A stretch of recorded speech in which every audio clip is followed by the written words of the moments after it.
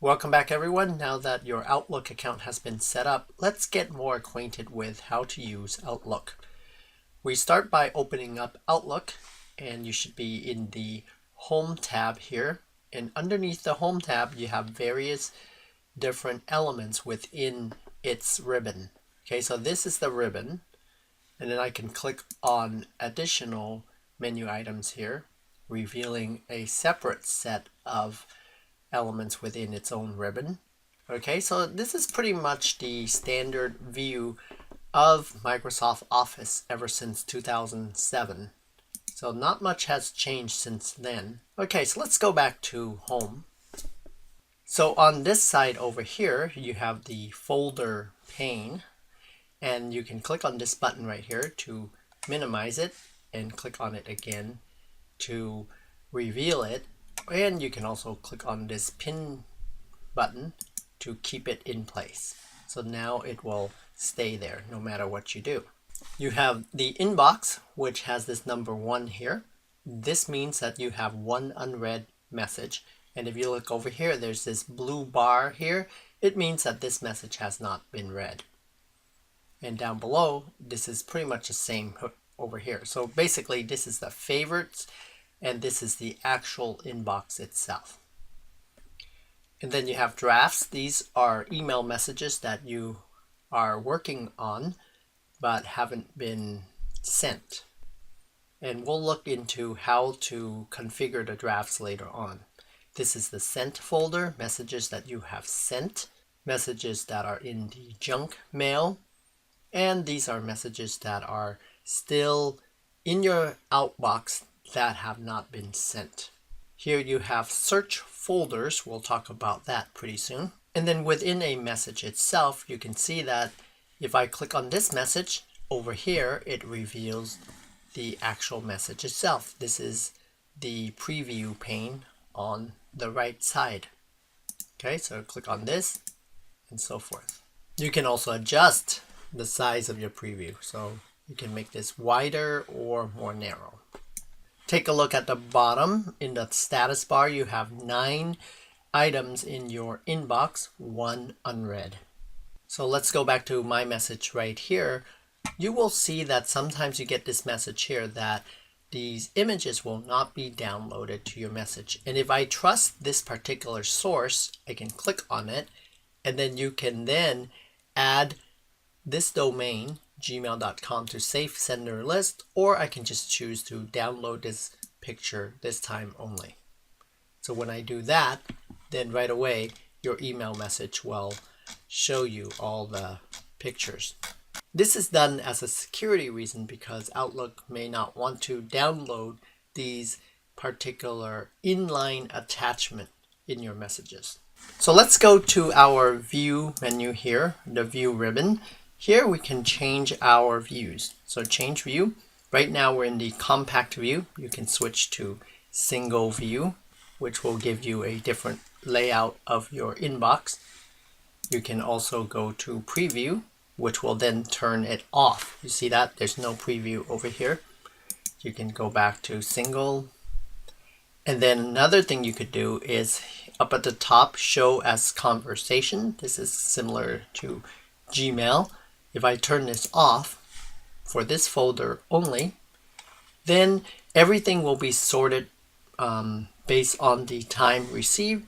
However, if I show as a conversation, then as you can see, if I place my mouse on a particular email, you will notice that there's this arrow. If you click on this arrow, you will see this message and its replies. So I'll just turn it off for now. And if you get too excited with all the different views, you can always reset your view back to the original. Let's go to view settings. Here you can choose the columns you wish to display. So right now, if I go to my view setting, I actually will have these columns displayed: importance, reminder, icon, attachment, from, receive, size, category, flag, and so forth. But let's say that there are other things that you want to look at, then you can always click on one of these. Let's say I want to know when a message was created. Click on this, and I can add it to this list. And then I can move it up and down to specify where this column would be placed. So if I click OK and OK, notice that create is right over here. And if I make this a little bit bigger, I can see that this is create. And these are columns that you can actually click. So if I want to sort in alphabetical order from, this is the from user, sort by subject, received, and these are toggles. So if you, right now, the newest message will be on top, you click on it, the oldest message will be on top. Some people like to have the reading pane on the bottom, so you can click on this and you can show it at the bottom. So therefore, the content of this message will be displayed at the bottom. You can also turn it off completely. So no more reading pane. So that means you have to actually double click a message to open up your message. Take a look at this message here. I have an attachment right here. If you click on the arrow, you can save as, and you can save it into your folder. Another thing you could do is once you have saved your attachment, you can click on it again and you can remove attachment. If you remove this attachment, it will then reduce the file size of your Microsoft Outlook. Searching for emails. So Outlook is very good at searching for your email. So you can just go up to the top, and once you click on it, you will notice that you will be switched right away to this search ribbon here. But the easiest thing to do is just start typing. As soon as I type, and right away it displays my message. To clear out the search, just click the X and it'll show you all your messages. Let's do that again. I click on the search, and you can study this some more. You can search the current folders, subfolders, or all Outlook items, which could include calendars, tasks, people, and so forth. You can specify a search from a particular sender. So if I click on from, notice right here, it will give me some more option, and then I can just type in like from lock. Okay, and right away it shows me all the emails from lock. You can also search for emails with attachments. You can click on that. You can also search for emails that were sent this week or sent to, or all emails that are unread. So there are so many ways in which you can search. You can click on more if you want to see even more fields to specify in your search criteria. So Outlook is a really powerful software. Okay, so let's go to my search folders here, and I click on new search folder. In this search folder, what I want to do is show me unread emails with the word Tesla.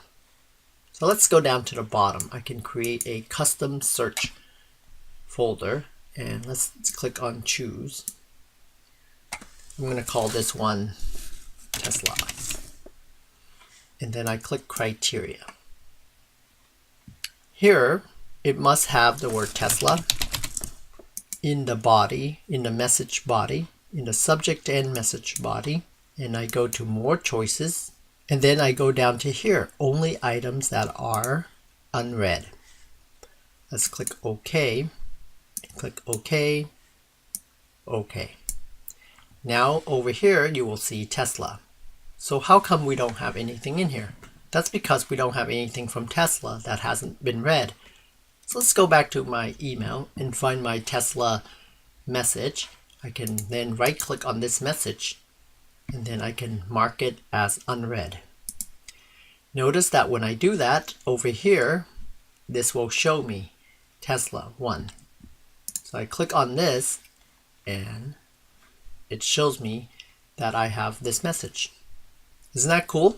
So you can construct a series of search folder elements, so that will save you a lot of time. And it will ensure that you don't miss any important messages. So let's talk about junk mail.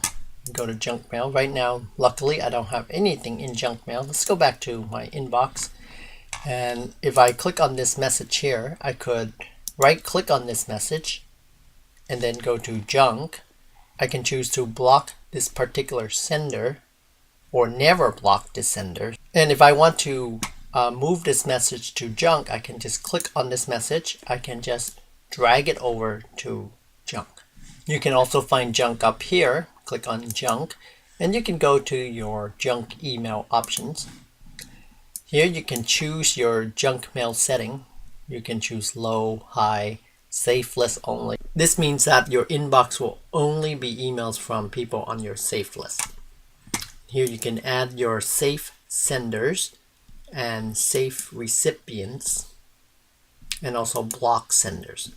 Okay, so it's pretty self-explanatory. You can go in here and you can add emails that you would like to be in your safe senders or safe recipients. So let's say that I'm in this junk folder and it was flagged incorrectly. I can just right click on this and then I can choose junk and then not junk. This will send it back to my inbox, and I can also have the option to add me or the sender to a safe list. Let's say that there is a conversation going on amongst all of your colleagues at work. And let's say that you had already responded to this particular conversation and you just want to be out of this conversation. So you can click on your conversation here, and then you go up to the top and just click ignore.